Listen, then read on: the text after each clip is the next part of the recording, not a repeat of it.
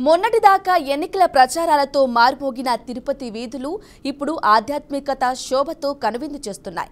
ఆంధ్రప్రదేశ్లో జరిగే జాతరలో తాతయ్యగుంట గంగమ్మ జాతర వైభవంగా సాగుతోంది. ఈ జాతరకు ఎంతో విశిష్టత ఉంది.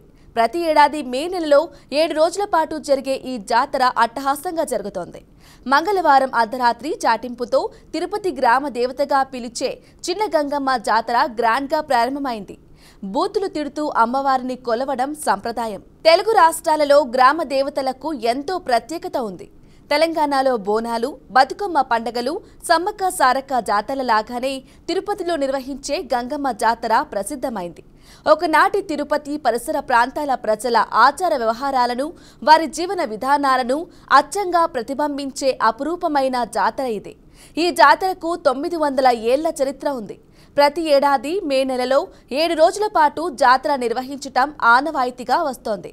ఆలయంలో జరిగే ఉత్సవాలు, కార్యకలాపాలను తాతయ్యగుంట గంగమ్మ దేవస్థానం మండలి పర్యవేక్షణలో జరుగుతాయి. గంగమ్మ జాతరను వారం రోజుల పాటు ఘనంగా నిర్వహిస్తారు. అత్యంత వైభవంగా జరిగే ఈ జాతరకు రాష్ట్రం నలుమూలల నుంచి భక్తులు భారీగా తరలివస్తారు. పూర్వం తిరుపతిని పాలెగాళ్లు పరిపాలించే రోజుల్లో ఒక పాలెగాడు తన రాజ్యంలోని అందమైన యువతులను బలాత్కరించేవాడట. కొత్తగా పెళ్లైన వధువులంతా మొదటి రాత్రి తనతోనే గడపాలంటూ ఆంక్షలు విధించాడట. ఈ పాలెగాడిని అంతమొందించే స్త్రీ జాతిని రక్షించేందుకు జగన్మాత తిరుపతికి 2 కిలోమీటర్ల దూరంలోని అవిలాల గ్రామంలో కైకాల కులంలో గంగమ్మగా జన్మించిందని భావిస్తారు భక్తులు. యుక్త వయసుకొచ్చిన గంగమ్మపై యథావిధిగా పాలెగాడి కన్నుపడి ఆమెను బలాత్కరించబోయాడట. దీంతో గంగమ్మ తన విశ్వరూపాన్ని ప్రదర్శించిందట. తనను అంతమొందించేందుకు అవతరించిన పరాశక్తే గంగమ్మ అని తెలుసుకున్న పాలెగాడు పారిపోయి దాక్కున్నాడట. అతడిని వెతుకుతూ గంగమ్మ అనేక వేషాలు ధరించి 3 రోజుల పాటు గాలించిందట. అయినా పాలెగాడు దొరకలేదు. 4వ రోజు గంగమ్మ దొరవేషం వేసిందట.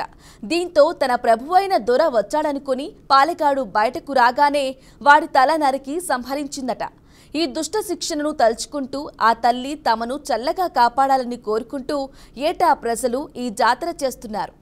తిరుపతిలో గంగమ్మ జాతర సందడి తమిళ సంప్రదాయం ప్రకారం చిత్రీ నెల చివరి మంగళవారం చాటింపుతో అట్టహాసంగా మొదలవుతుంది. ఇందులో భాగంగా ఉదయం ఆలయ ప్రాంగణంలోని అమ్మవారి విశ్వరూప స్తూపానికి అభిషేకం చేయించి వడిబాలు కడతారు. సాయంత్రం గంగమ్మ జన్మస్థలం అవిలాల గ్రామం నుంచి కైకాల కులపెద్దల నుంచి పసుపు, కుంకుమ, నూతన వస్త్రాల సారెను తీసుకువస్తారు. ఈ పసుపు కుంకుమలను అర్ధరాత్రి 12 గంటలకు తిరుపతి పొలిమేరల్లో చల్లుతూ జాతర పూర్తయ్యే వరకు ఊరి ప్రజలెవరూ పొలిమేరలు దాటరాదంటూ చాటింపు వేస్తారు. మర్నాటి నుంచి జాతర ప్రారంభమవుతోంది. అలనాడు పాలెగాన్ని వధించేందుకు గంగమ్మ అనేక వేషాలు వేసినట్టు భక్తులు కూడా రకరకాల వేషాలు ధరించడం దీని స్పెషాలిటీ. జాతరలో అత్యంత కీలకమైన ఘట్టం వేషాల పండుగ. ఈ క్రమంలో మొదటి రోజున బైరాగి వేషం వేయడం సంప్రదాయం. కామాన్ని జయించడానికి గుర్తుగానే ఆనాడు గంగమ్మ తల్లి ఈ బైరాగి వేషం వేసిందనేది భక్తుల నమ్మకం. 2వ రోజు బండవేషం. మానవుడు కష్ట నష్టాలను వెరవకుండా బండలా ఉండాలనే సత్యాన్ని ఈ వేషం చాటుతుందంటారు. ఇక 3వ రోజు తొలి వేషం వేయటం ఆచారం. దీన్ని పిల్లలు ఎక్కువగా వేయడం సంప్రదాయంగా వస్తోంది. 4వ రోజు దొరవేషం. డప్పులు, వాయిద్యాల సందడి మధ్య దొరవేషధారులు ఊరంతా ఊరేగుతారు. స్థల పురాణం ప్రకారం అమ్మవారు దొరవేషంలో పాలెగాడిని సంహరించిందని భక్తులు చెబుతున్నారు.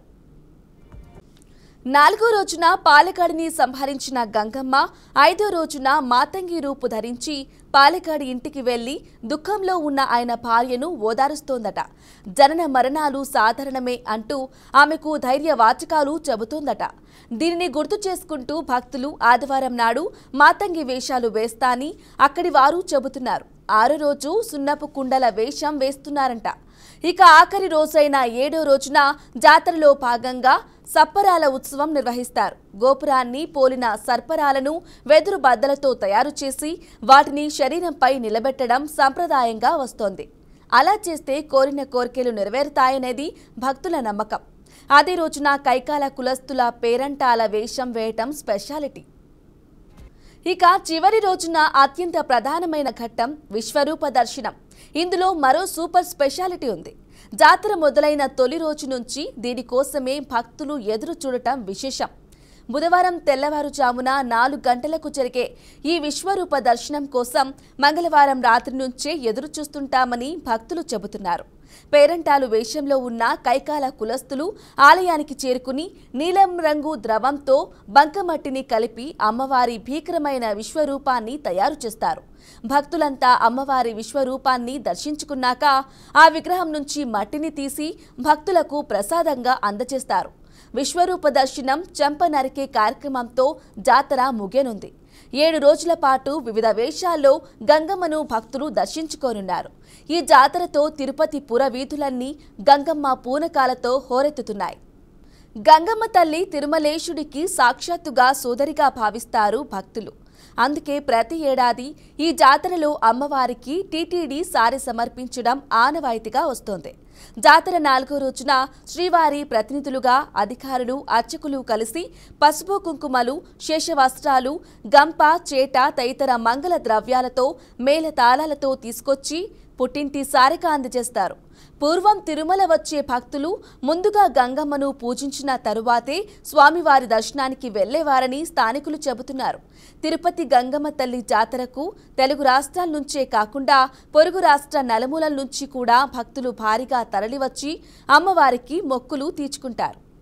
తిరుపతి తాతయ్యగుంట గంగమ్మ తల్లి జాతరకు సంబంధించి మరింత సమాచారం తిరుపతి ప్రతినిధి గోపినాథ్ అందిస్తారు. తిరుపతిలో తాతయ్యగుంట అమ్మవారి గంగమ్మ అమ్మవారి ఉత్సవాలు ప్రారంభమై గత 4-5 రోజుల నుంచి కూడా ఉత్సవాలు జరుగుతున్న పరిస్థితి. అయితే వెంకటేశ్వర స్వామి చెల్లెలుగా ఉన్నటువంటి పూజలు అందుకుంటున్న అమ్మవారికి సంబంధించిన విశిష్టత ఏంటి, ఎటువంటి వేషధారణ వేస్తారు, ఇవన్నీ కూడా మనము ప్రధాన అర్చకులు స్వామివారు ఉన్నారు, వాళ్ళతో మనం అడిగి తెలుసుకునే ప్రయత్నం చేద్దాం. నా పేరు చింతలపూడి సాయికృష్ణ శర్మ. నేను ఇందులో అర్చకుడిగా పనిచేస్తున్నాను. ఇక్కడ తిరుపతి పట్టణ క్షేత్రం నందు అమ్మవారి యొక్క జాతర మే నెల మొదటి వారంలో జరుగుతుంది. అలా ఈ యొక్క జాతర విశిష్టత ఏంటంటే ఈ యొక్క దేవాలయం ఈనాడు ప్రపంచ ప్రఖ్యాతి పొందినది. ఈ యొక్క జాతర ఈ 9 రోజుల పాటు ఈ యొక్క జాతర 9 రకాల వేషాలతో 9 రోజుల పాటు చాలా ఘనంగా కొన్ని లక్షల మంది జనాభాతో అమ్మవారి యొక్క ఆ జాతర మహోత్సవం జరుగుతుంది. అసలు అమ్మవారు ఎలా ఉద్భవించిందంటే పూర్వకాలం శ్రీకృష్ణదేవరాయల కాలం తర్వాత పాలగాళ్ళనే కొంతమంది తిరుపతి పట్టణ క్షేత్రాన్ని పరిపాలిస్తూ ఉండేవారు. అలా పరిపాలిస్తున్నటువంటి సమయంలో వారు స్త్రీలను చెరబట్టేవారు. అలా చెరబట్టిన సమయంలో అమ్మవారు ఒక చిన్నపిల్ల లాగా ఈ యొక్క తిరుపతిలో ఉద్భవించింది. అలా ఉద్భవించి అమ్మవారు 9 రోజుల పాటు 9 రకాల వేషాలు ధరించి ఈ తిరుపతి పట్టణాన్నంతా గాలించి చివరి రోజైన జాతర మహోత్సవం రోజు అతన్ని సంహరించి అమ్మవారు తిరుపతి జాతర మహోత్సవం నాడు పాలగాడిని సంహరించి అలా సంహరించిన తరువాత ఇక్కడ తాతయ్య గుంట అంటే పూర్వకాలంలో ఇదంతా ఒక గుంటలా ఉండేది. అలా గుంటలో అమ్మవారి యొక్క విగ్రహం రూపంలో అమ్మవారు స్వయంభూగా ఇక్కడ నిలబడిపోయినారు. నిలబడిపోయిన తర్వాత తాతాచార్యులు అనేటువంటి ఒక స్వామివారు అమ్మవారి యొక్క విగ్రహాన్ని చెరువులో నుండి బయటకు తీసి గట్టు పైన అమ్మవారి యొక్క విగ్రహాన్ని ప్రతిష్ఠించినారు.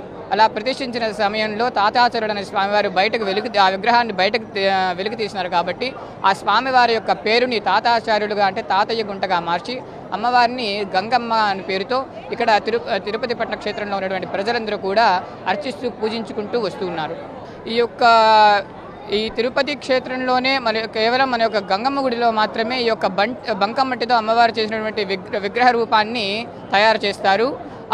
దాని యొక్క విశిష్టత ఏమిటంటే ఈ బంకమట్టితో తయారు చేసినటువంటి విగ్రహాన్ని కైకాల కులస్తులు అనేటువంటి కులస్తులు అమ్మవారి యొక్క విగ్రహాన్ని వారి దగ్గరే ఉన్నటువంటి ప్రత్యేకమైన ఒక కత్తితో అమ్మవారి యొక్క చెంపని నరికి ఆ యొక్క నరికినటువంటి బంకమట్టిని తిరుపతి అంటే ఆ సమయంలో ఉన్నటువంటి భక్తులందరూ తిరుపతి పుణ్యక్షేత్రంలో ఉన్నటువంటి భక్తులందరూ కూడా వారి ఇంటికి తీసుకువెళ్ళి వారి ఇంట్లో పూజించుకునే గదిలో కానీ లేదా బీరువాలలో కానీ లేకపోతే అనారోగ్యంలో ఉన్న వాళ్ళకి ఇవ్వడం కానీ అట్లాంటివి చేస్తే వారికి ఎటువంటి ఈది బాధలు ఉన్నా పోతాయనేటువంటి వాళ్ళ నమ్మకం దాదాపు అనాదిగా కొన్ని వందల ఏళ్ల సంవత్సరాలుగా వస్తున్నటువంటి ఈ యొక్క కార్యక్రమం అన్నమాట. లేదండి, నాది యాక్చువల్గా తిరుపతి. ఇప్పుడు ప్రస్తుతానికి హైదరాబాద్లో ఉంటున్నాను. అమ్మవారి దర్శనం కోసం వచ్చాం. తిరుపతి అంటున్నారు కాబట్టి మీరు ఇంకా అమ్మవారికి మీకు సెంటిమెంట్ చిన్నప్పటి నుంచి కూడా వస్తూ ఉంటారు కాబట్టి ఏంటి అమ్మవారికి ఇంత ప్రాసెస్ ఇంత పెద్ద ఎత్తున భక్తులు వస్తూ ఉంటారు? అమ్మవారిని స్వయాన వెంకటేశ్వర స్వామి చెల్లెలు అంటారు. సో అప్పటి నుంచి తాతయ్య గుంట గంగమ్మ అనేసి ప్రసిద్ధి అనమాట. ఇక్కడ బాగా జరుగుతుంటుంది వచ్చాం ప్రతి సంవత్సరం. మీరు అంటే చిన్నప్పటి నుంచి మీ అమ్మగారు వాళ్ళు కూడా ఇక్కడ వస్తూ ఉంటారు? అందరూ వస్తూ ఉంటాం. నేను ఫస్ట్ టైం అండి రావడం, చాలా మంచిగా ఉంది. అదే ఫస్ట్ టైం రావడము, ఫస్ట్ బాగా చేశారు. ఇంకా కూడా మనం చూస్తే క్యూ లైన్స్ అన్నీ కూడా ఎందుకంటే ఈ మధ్య కాలంలో ఈ అమ్మవారికి సంబంధించిన ఆలయాన్ని పూర్తి స్థాయిలో కూడా పునర్నిర్మాణం చేయడం జరిగింది. పునర్నిర్మాణం చేసిన తర్వాత పెద్ద సంఖ్యలో కూడా భక్తులు రావడానికి కావచ్చు, లేదంటే వాళ్ళకి ఇక్కడ ఏర్పాట్లకు సంబంధించిన విషయాల్లో కావచ్చు చాలా అద్భుతంగా అయినటువంటి ఫెసిలిటీస్ ఇక్కడ ఉన్నటువంటి యంత్రాంగం అంతా కూడా చేసిన పరిస్థితి. అయితే కొంతమంది వేషధారణ వేసుకొని వచ్చారు. ఎక్కడి నుంచి వచ్చారు? మాది లోకలే అండి. మీరు చెప్పండి, లోకల్ అయితే మీరు చెప్పాలి. అంటే ఏం అమ్మవారికి సంబంధించిన మామూలుగా ఎవ్రీ ఇయర్ జరుగుతుంది. ఇది చాలా ఫేమస్. ఇది ప్రతి సంవత్సరము ఇక్కడ వచ్చి మేము దర్శనం చేసుకుంటాము. చూడొచ్చు. అంటే ఇప్పటి వరకు కూడా మనం చాలామంది భక్తులతో మాట్లాడించే ప్రయత్నం చేస్తాం. వాళ్ళందరూ కూడా చాలా హ్యాపీగా ఫీల్ అవుతున్నారు. అంటే అమ్మవారికి సంబంధించిన ఉత్సవాలు మొత్తం కూడా జరుగుతున్న తరుణంలో ఉదయం సాయంత్రం రకరకాల లోపలికి వెళ్ళి అమ్మవారిని దర్శనం చేసుకుంటారు, రకరకాల వేషధారణలు వేస్తారు. అదే స్థాయిలోనే రకరకాల సంబంధించినట్టు ఇక్కడ అంటే ఇక్కడ ఉన్నటువంటి దేవస్థాన అధికారులు కూడా ఫ్లవర్ డెకరేషన్ కానీ లేదంటే లైటింగ్ సెట్ కానీ భక్తులందరినీ ఆకట్టుకునే విధంగా కూడా ఏర్పాట్లు చేయడం జరిగింది. అంతా ఆయన చెప్పింది ప్రతి సంవత్సరం వస్తాం, మేమంతా కలిసి ప్రతి సంవత్సరం ఇక్కడికి వస్తాము. ఎందుకంటే మన తిరుపతిలో జరిగే పెద్ద పండుగ ఇది ఒకటే కాబట్టి మనం అందరూ ఘనవిజయంగా చేయాలనేసి ప్రతి సంవత్సరం మేము పాల్గొంటాం. ఇక్కడ డైలీ వస్తూ ఉంటాం. ఓకే మొత్తం మీద అంటే అమ్మవారికి సంబంధించిన ఉత్సవాలు అత్యంత వైభవంగా వారం రోజుల పాటు జరుగుతాయి. చూడొచ్చు మొత్తం మీద అంటే ఇక్కడ మనం చూస్తున్నట్లయితే కన్నా చాలామంది భక్తులు అంటే ప్రతిరోజు కూడా ఉదయం సాయంత్రం రకరకాల అంటే వాహనాలు కావచ్చు, లోపల రకరకాల అలంకారంలో అమ్మవారు భక్తులకు అందరికీ కూడా దర్శనం ఇస్తారు. అందరూ చూడొచ్చు. వేపాకు తల మీద పెట్టుకొని దాని తర్వాత ఉట్టి పెట్టుకొని దాని తర్వాత కూడా పూజలు చేస్తున్న పరిస్థితి మనం చూస్తున్నాం. 3 చుట్లు చుట్టారు. ఇక్కడికి వచ్చిన తర్వాత 3 చుట్లు చుట్టిన తర్వాత లోపలికి వెళ్ళి అమ్మవారిని మొక్కులు చెల్లించుకుంటారు. మొత్తం మీద మనం చూస్తుంటే ప్రతిరోజు కూడా 30 నుంచి 40 వేల మంది భక్తులు వస్తే చివరి రోజు ఏదైతే చెంప నరికేటటువంటి చివరి రోజు మాత్రం అత్యంత వైభవంగా 1,00,000 మంది భక్తులు వస్తారు. తిరుపతి ప్రాంతం నుంచే కాకుండా ఇతర ప్రాంతాల నుంచి కూడా తిరుపతి ప్రాంతంతో కాకుండా ఇతర ప్రాంతాల నుంచి కూడా రేణిగుంట కావచ్చు, చంద్రగిరి కావచ్చు, ఇట్లా చుట్టుపక్కల ప్రాంతాలు గ్రామాలు దాదాపుగా 30 నుంచి 40 గ్రామాల వరకు నుంచి కూడా ప్రజలు కూడా ఇక్కడికి వచ్చి అమ్మవారిని కృపకు ప్రాతులు అవుతారు. అంటే చిత్తూరు జిల్లాలో ఈ గంగ జాతర చాలా ప్రాంతాల్లో జరిగిన తిరుపతి తాతయ్యగుంట అమ్మవారి ఆలయంలో జరిగేది మాత్రం అత్యంత వైభవంగా జరుగుతుందని మనం చెప్పచ్చు. Over to studio.